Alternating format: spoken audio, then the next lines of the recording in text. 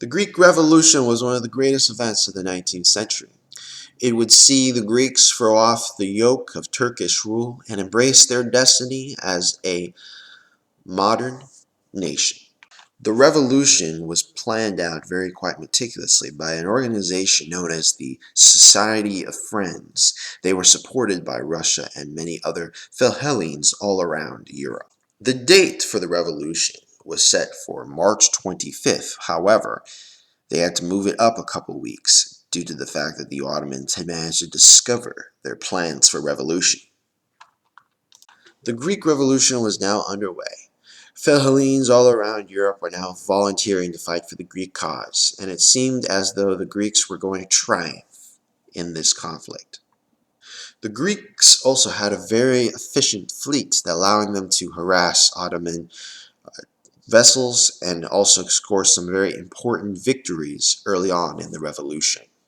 The Turks found it very difficult to put down the rebellion. The Greeks were motivated to free their people from the tyranny of the empire.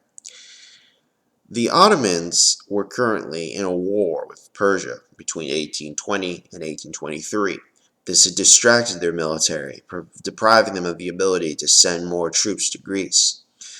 In 1824, the Ottomans enlisted the help of Muhammad Ali's Egypt, who sent thousands of soldiers to Greece. Initially, Muhammad Ali only sent troops to Crete and Cyprus, but the Ottoman state, seeing his very successful campaigns on those islands, also allowed for him to send troops led by his son Ibrahim Pasha to Greece in exchange for giving up more territory to his growing empire. The intervention of Egypt into the Greek War of Independence was quite successful. In 1826, it seemed like the revolution was in bad shape. However, Europe would come to the aid of the Greeks. In 1827, the great powers, Russia, Britain, and France, intervened on the side of the revolutionaries and were quite decisive in their intervention.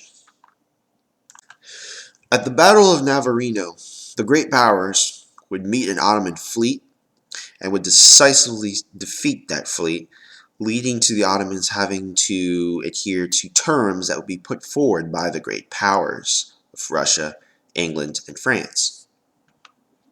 In one of the first treaties that would be signed at the end of the war, Russia forced the Ottomans to recognize Greek autonomy in the Treaty of Adrianople.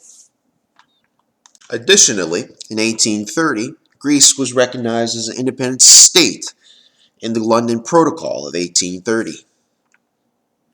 In 1832, the London Conference convened and the Treaty of Constantinople was signed.